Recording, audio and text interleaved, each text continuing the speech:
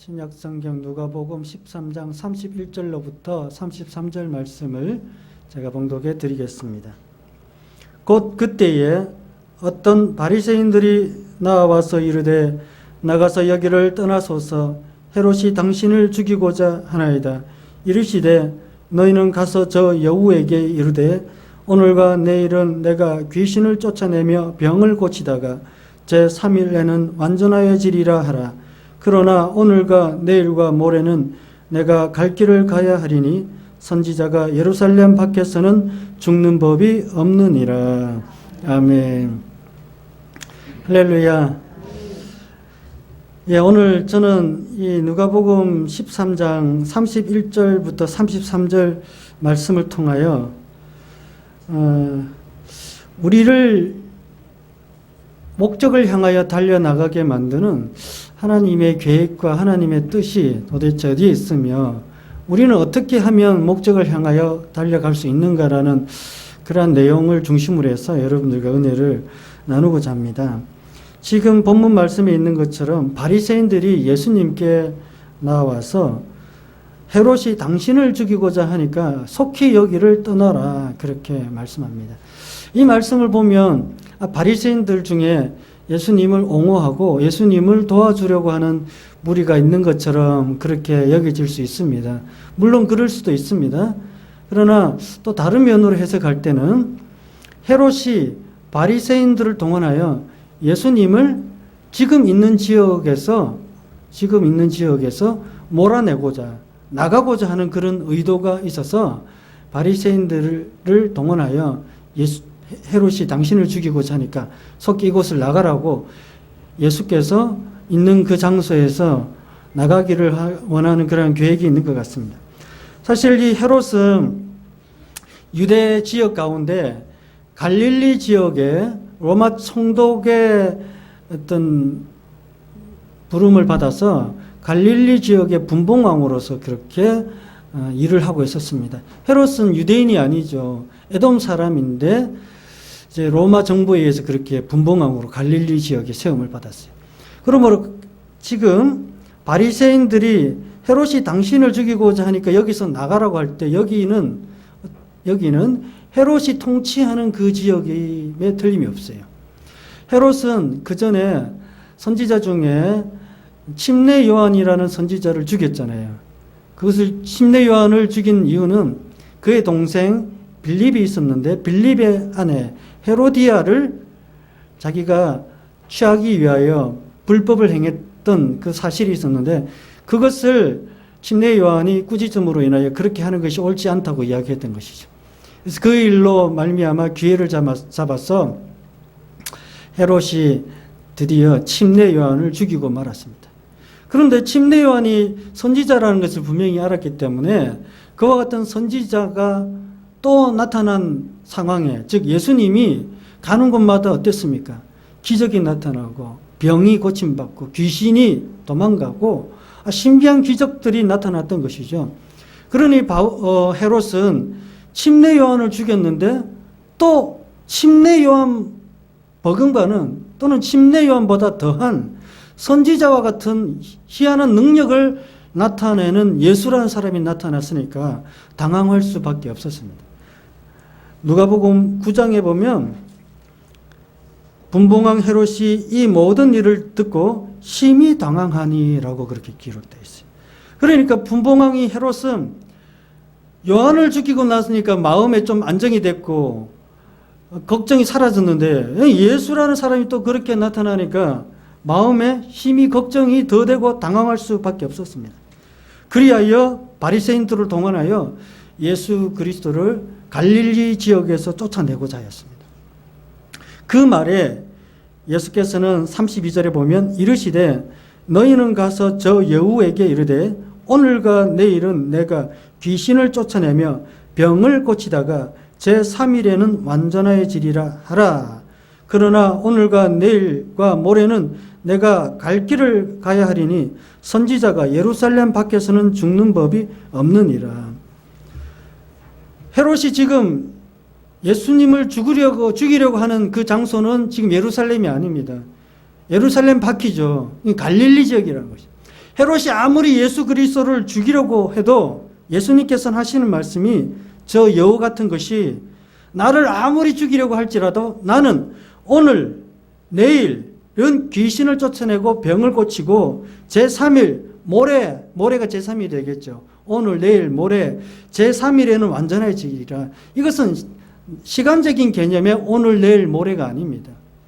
이것은 예수님의 사역에 있어서 사역이 끝나는 모든 일이 완성될 때까지, 마지막 완성되는 그날까지 내가 무슨 일을 하든지 간에 그 일은 이루어진다는 것이죠. 오늘 내일은 귀신을 쫓아내고 병을 고치고 완성한다는 것이죠. 그리고 이 헤롯이 내가 예루살렘 밖에 있다고 아무리 나를 죽이려고 여러 가지 관계, 여우같이 관계를 부릴지라도 나는 결코 죽지 않는다는 것이죠. 나는 어디서 죽는다고? 예루살렘 밖에서 죽을 수 없고 예루살렘 안에서 죽는다는 것입니다. 이 말을 통하여, 이 예수님의 이와 같은 대답을 통하여 우리는 생각할 수 있는 것이, 예수님은 굉장히 담대함을 품고 계셨다. 담대한 마음속에 있었다라는 것을 우리는 알 수 있습니다. 여러분들, 마태복음에 보면 예수님께서 제자들에게 그런 말씀을 하시잖아요. 내가 너희에게 어두운 데서 이르는 것을 광명한 데서 말하며 너희가 귓속말로 듣는 것을 집 위에서 전파하라. 어두운 데서 들은 것을 광명한 데서 말하라. 지금은 너희들이 소곤소곤하며 조심스럽게 듣는 이 내용들을 나중에는 어떻게 하라고요? 떠들어대라. 사람들에게 밝히 알리고 사람들이 다 알 수 있도록 너희들이 하는 일을 행해라라는 것이죠. 몸은 죽여도 영혼은 능히 죽이지 못하는 자들을 두려워하지 말라. 여러분들, 예수님이 이와 같이 담대한 마음을 가질 수 있는 것은 첫 번째, 예수님의 마음속에는 몸은 죽일 수 있는 저 헤롯과 같은 존재가 있을지 몰라도 영혼은 저 헤롯이 나를 죽이지 못한다는 것이죠. 영혼을 죽이지 못하기 때문에 여러분들 몸은 죽어도 됩니까? 몸은 죽여도 여러분들 하나도 두렵지 않습니까? 아닙니다. 몸을 죽여도 사실은 두렵잖아요. 그러나 영혼을 죽일 수 없는 존재가 있기 때문에, 그분이 누구입니까? 하나님이죠. 그분 때문에 나는 혹 설령 육신이 죽는 두려움 가운데 있을지라도 나는 두려워하지 않겠다는 거죠. 그러나 여러분들, 육신이 죽는 것도 하나님의 계획 없이 육신이 죽을 수 있는 줄 알아요? 하나님의 계획 없이는 결코 육신이 죽을 수가 없습니다. 그런데 왜 우리는 조그마한 환난을 당하면 하나님께서 이 일을 해결하지 못할 것처럼 왜 두려워합니까? 하나님은 몸도 죽일 때 함부로 하나님의 뜻 가운데 뜻이 없는 중에 우리의 몸을 죽이지 않는 것처럼 우리가 고난을 당할 때도 하나님의 뜻과 계획 속에서 이 고난을 당하게 하는 것이지 계획 없는 고난은 없다는 것이죠. 예수께서 하시는 말씀이 참새 2마리가 한 아사리온에 팔리지 않느냐. 아사리온은 동전입니다. 동전 단위인데 이 아사리온 이거 하나 동전 있어도 되고 없어도 되는 돈이에요. 여러분들 1원짜리, 여러분들 저는 요즘 옛날에는 1원짜리도 귀하게 여겼는지 모르지만 사실 마트에 가서 물건 사고 동전 1원짜리도 보면 큰 게 있고 작은 게 있잖아요. 뭐 1원짜리 큰 게 작은 게 값어치가 사실 똑같잖아요. 1원짜리 조그만 거, 이 작은 거 보면 이상하게 값어치가 덜 떨어지는 것 같아요. 그래서 1원짜리 작은 거 있으면 주머니에 있다가 어떨 때는 귀찮아가 책상에 틱 집어 던지잖아요. 10원짜리, 1원짜리가 아니라 10원짜리 틱 집어 던지잖아요. 근데 10원짜리도 가치가 있는 돈이잖아요. 그런데 이 참새 2마리가 한 아사리온에 팔린대요. 동전 한 입보다 참새 한 마리가 더 귀하지 않다는 것이죠. 2마리가 한 아사리온에 팔리니까 한 마리는 한 아사리온보다 더 못하다는 뜻 아니겠습니까? 이와 같이 우리 눈에 귀중하지 않고 보잘것없는 것도 아버지께서 허락하지 아니하시면 그 하나도 땅에 떨어지지 아니하리라. 너희에게는 머리털까지 다 세신 바 다 세신 바 되었나니 두려워하지 말라. 너희는 많은 참새보다 귀하니라.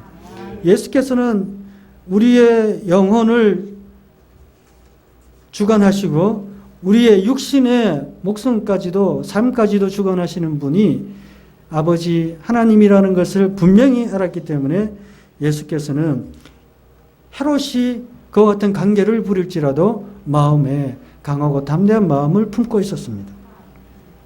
근데 저는 또 다른 측면으로 예수께서 그런 와중에도 그와 같은 하나님을 또 믿을 수 있었던 또 다른 차원의 이유가 있었습니다. 이 누가복음에는 어떤 목적을 가지고 시나리오를 가지고 이 누가복음은 마치 기술된 것 같아요. 여러분들 이제 복음서가 의도가 다 있거든요. 마태, 마가, 누가, 요한 사복음서가 있는데 그중에 마태, 마가, 누가복음은 공간복음이라 그러고 이야기를 합니다. 근데 이 복음서들이 다 예수 그리스도의 복음이잖아요.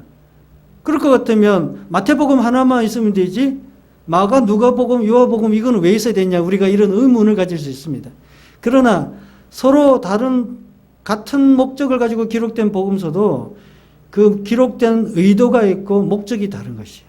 이 누가복음은 시나리오가 있습니다. 시나리오가 뭐냐면 예루살렘 중심으로 해서 예루살렘 밖의 사건, 그리고 예루살렘 후의 사건, 그리고 예루살렘 밖의 사건, 예루살렘 안의 사건, 그리고 예루살렘 안의 사건, 예루살렘 안에서 일어나는 일이 생기기 전에 예루살렘 밖에서 예루살렘을 향하여 가는 여행 사건, 이 세 가지가 있습니다. 다시 정리를 하면 예루살렘 밖, 예루살렘 안에서 일, 그리고 예루살렘을 향하여 가는 여행 사건, 이렇게 나눠질 수 있어요. 그래서 누가복음 9장 51절에 보면 이제 9장 51절은 예루살렘 밖의 사건이에요. 주로 이제 갈릴리에서 있었던 사건인데 그 9장 앞에까지. 그래서 9장 51절에 보면 예수께서 승천하실 기약이 차감해 예루살렘을 향하여 올라가기로 굳게 결심하고, 즉 그때부터는 예루살렘을 향하여 가는, 목적을 향하여 가는 장소가 있다는 것이죠. 그 장소를 향하여 예수께서 어떻게 하신다고요? 올라가기로 굳게 결심했다는 것이죠. 오늘 여러분들 본문 말씀을 보십시오. 이 본문 말씀도 사실은 예루살렘 안에 있는 것이 아니라 어디에 있습니까? 예루살렘 밖에 있습니다. 그러므로 예루살렘을 향하여 굳게 가기로 결심한 그 예수 그리스도께서 오늘 이 사건에도 나의 목적지는 이곳이 아니라는 것이에요. 예수 그리스도의 목적지는 어디입니까? 예루살렘이 목적지라는 것이죠. 예수께서도 누가복음 13장 22절에 보면 예수께서 각 성, 각 마을로 다니사 가르치시며 예루살렘으로 여행하시더니, 예수님은 가르치고 고치시고 치료하시는 이 중에도 나의 목적지는 예루살렘이기 때문에 예루살렘으로 항상 여행을 하고 있었다라는 것입니다. 그래서 오늘 예수께서 예루살렘 밖에서는 죽는 법이 없느니라, 이 말은 나의 목적지가 분명하다는 것을 예수님은 강조하고 있는 것입니다. 그래서 여러분들 누가복음 19장 28절에 보면 이제 예루살렘이 눈앞에 있습니다. 그래서 누가복음 19장 28절에 예수께서 이 말씀을 하시고 예루살렘을 향하여 앞서서 가시더라. 이제 코앞에 있는 예루살렘, 나의 목적지가 저곳이라는 거죠. 이제 드디어 예루살렘 문에 도착했다는 것입니다. 그리고 예수께서는 누가복음 19장 45절에 성전에 들어가사 드디어 입성하신 것이죠. 들어가사 장사하는 자들을 내쫓기 시작하였다는 것입니다. 여러분들 그때부터는 예루살렘으로 여행하는 사건이 기록되겠어요? 예루살렘 안에서의 사건이 기록되겠어요? 예루살렘 안에서의 사건이 기록되겠어요? 예루살렘 안에서의 사건은 무엇입니까? 그곳에서 유대인들을 가르치고 메시아가 되신 예수님이 이제 주님의 복음을 증거하게 될 것입니다. 그러나 그들은 결코 메시지를 받지 않습니다. 유대인들은 예수님을 십자가에 못 박고 헤롯에게 또 빌라도에게 넘겨줍니다. 헤롯은 빌라도에게 넘겨받은 예수 그리스도를 아무 죄도 없기 때문에 죄 없다라고 하고 넣어주면 되는데 어떻게 합니까? 드디어 예수님을 죽일 마음이 항상 있었잖아요. 그런데 죄가 없으니까 명목이 없잖아요. 그러니까 그냥 넣어주지 않고 누구에게 다시 넘겨줍니까? 빌라도에게 다시 넘겨주는 것이.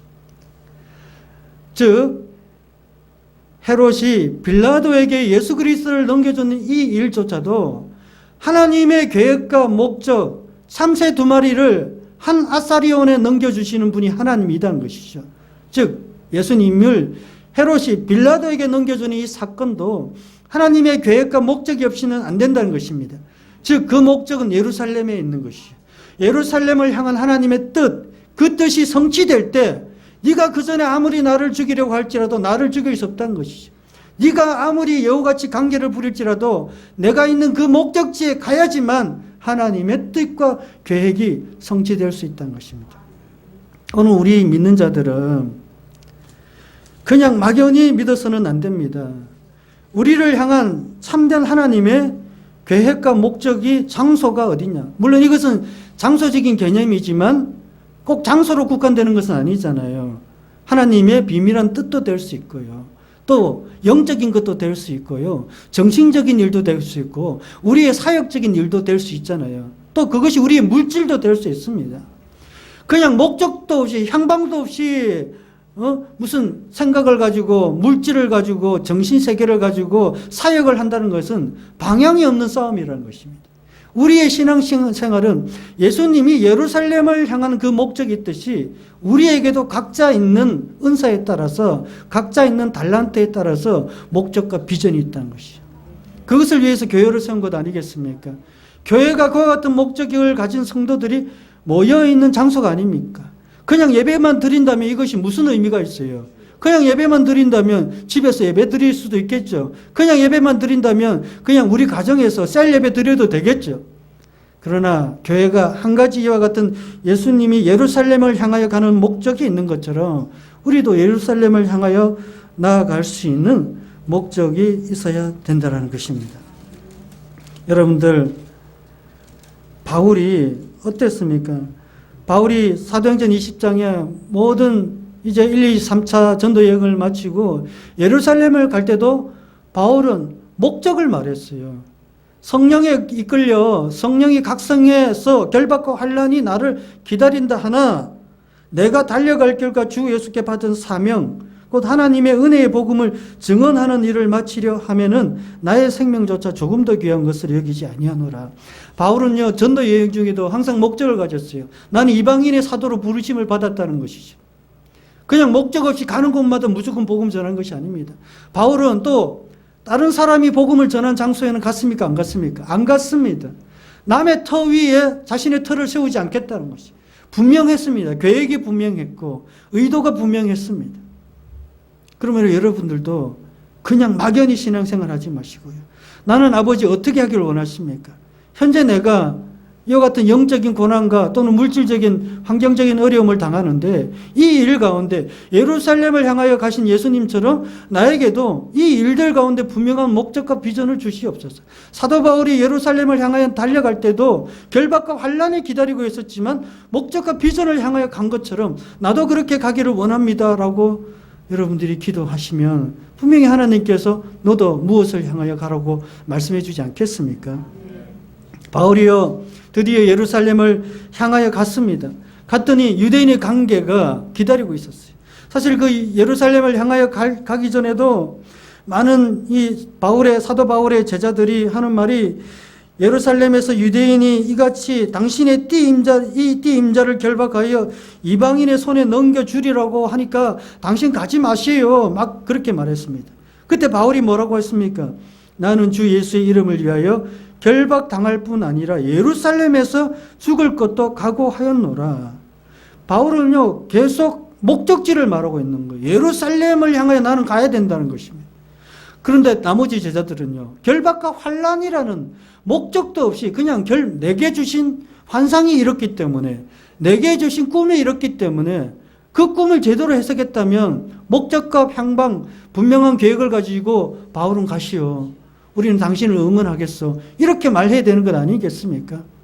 여러분들 은사도 똑같습니다. 여러 가지 은사가 있지만 그것이 목적과 계획이 없이 그냥 말한다면 그것이 무슨 의미가 있겠습니까? 바울은 그와 같은 와중에도 나의 향방, 나의 달려갈 곳은 지금은 예루살렘이라.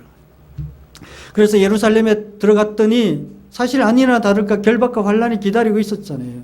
유대인들이 바울을 잡아서 옥에 가두고 공회 앞에 서게 만들었잖아요. 그런데 공회 앞에 섰을 때 그날 저녁에 바울의 꿈에 누가 나타났습니까? 주님께서 나타나셨어요. 주님께서 나타나셔서 하시는 말씀이 바울 곁에 서서 이르되 담대하라. 네가 예루살렘에서 나의 일을 증언한 것 같이 로마에서도 증언하여야 하리라. 바울의 목적지는 어디예요? 로마라는 곳입니다. 바울은 지금 그 순간 가운데도 헤롯이 예수님을 죽이고자 하는 그와 같은 결박과 환란이 기다리고 있는 환경과 비슷한 상황, 유대인들이 바울을 죽이고자 하고 결박과 환란이 기다리고 있는 이 상황 가운데도 바울이 담대할 수 있었던 이유는 무엇입니까?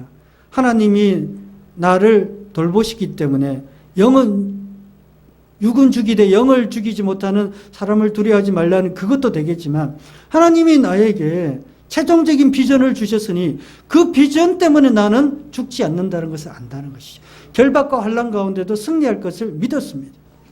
그래서 바울이 드디어 가이사에게 상소하기 위하여 로마로 여행을 가던 중에 유라굴라 광풍을 만났잖아요. 배가 다 파손되고요. 배가 다 부서졌습니다. 큰 풍랑이 있어 구원의 산소망마저 없어졌습니다. 성경에는 구원의 여망마저 없어졌다고 했습니다. 모든 사람들이 자포자기하고 있는 상황 가운데 바울이 하는 말이 이제는 안심하라. 너희 중 아무도 생명에는 아무런 손상이 없겠고 오직 배뿐이라. 내가 속한 바 곧 내가 섬기는 하나님의 사자가 어젯밤에 내 곁에 서서 말하되 바울아 두려워하지 말라. 네가 가이사 앞에 서야 하겠고 또 하나님께서 너와 함께 항해하는 자를 다 내게 주셨다 하였으니 그러므로 여러분 안심하라. 네가 누구 앞에 서야 되겠다고요? 가이사 앞에 서야 되겠다고. 가이사가 어디에 있습니까? 로마 황제 아닙니까? 로마에까지 가겠다는 이야기죠. 그래서 바울은 이와 같은 구원의 여망이 없는 가운데에서도 나는 로마에 갈 것이다 라는 그와 같은 비전 때문에 끝까지 승리하고 마지막까지 목숨이 끊어지고 단두대에 그의 목이 끊어지는 순간까지 결코 낭망하지 아니하고 두려워하지 않았습니다.